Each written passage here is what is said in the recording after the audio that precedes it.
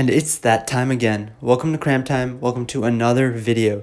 Today I'm going to be telling you how I'm planning on studying for the online AP exams and how I suggest you study fast and efficiently. If that interests you, hit that subscribe button and we'll get right to the video. Guys, it's so important to know what you're getting into. So the first step for studying for these online AP exams is to understand what content is being covered. All the exams have been cut down in time. A lot of the exams have removed material that you need to know. Even some material that you studied earlier on in the year has been removed. So make sure you're aware of that so you don't spend time studying things that you shouldn't be studying, and really have that idea of what changed and be ready to go into this test and ready to study effectively. If you're like me, you've waited until the last 3 or 4 days leading up to your exam to even start studying. So step 2 would be to embrace speed studying, which is something unique to CramTime. So my idea is this. What I always do is I'm going to go through every single paper I've gotten for that class and just pull them out and put them into a stack. Every online document I've submitted that is of somewhat relevant to my AP exam studying, I will have that open on a device. I will have a journal next to it, and I'm just going to go through everything I did throughout the year. I just keep all the material there and I just go through it rapid fire. And if I don't recognize how to solve something, or I don't recognize that piece of information, I am going to simply just work on that thing, get that practice in, and just zoom through every single piece of content I've gotten so far this year. That way I can know that I've at least had superficial exposure to everything, which is what the AP exam typically is.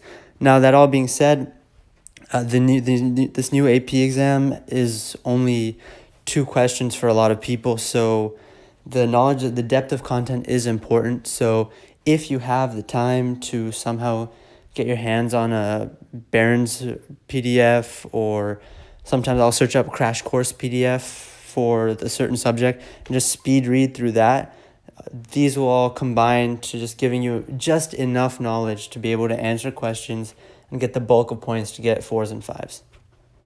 And for the final step, step 3, I want you to pay really close attention to what I'm saying, because this is important. College Board has a YouTube channel now, and on every single subject, on U.S. history, world history, calculus, they've posted 1 or 2 AP full-length practice tests for the whole mock online time period.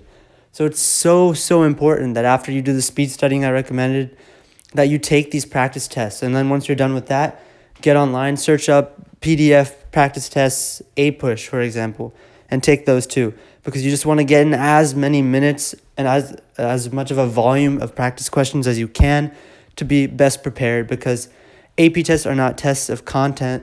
They're tests of regurgitating patterns that you've understood from taking those tests and practicing those questions. So make sure you do that, and I'm sure you'll be successful. I hope this video was valuable to you. I promise you this is the method that has helped me succeed for the past 4 years, and I'm sure it'll be of some benefit to you, if not of immense benefit to you.